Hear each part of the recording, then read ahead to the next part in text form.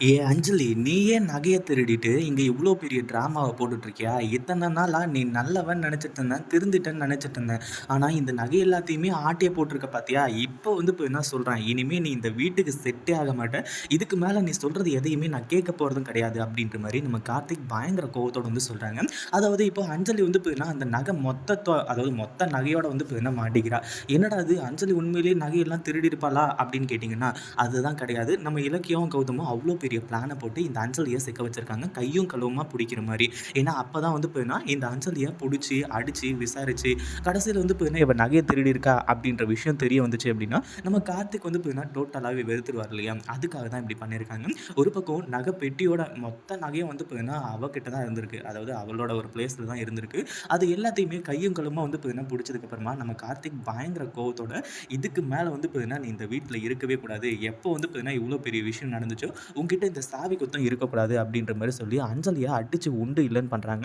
அஞ்சலியோட சுயரூபத்த வெளிய கொண்டு வந்து சீக்கிரமா அஞ்சலிய இங்கிருந்து விரட்டிட்டா எப்படி இருக்கும் அப்படின்றத கமெண்ட் பண்ணுங்க. இந்த வீடியோ புடிச்சிருந்தா லைக் பண்ணுங்க, ஷேர் பண்ணுங்க. இப்பதான் நம்ம சேனலுக்கு ஃபர்ஸ்ட் டைம்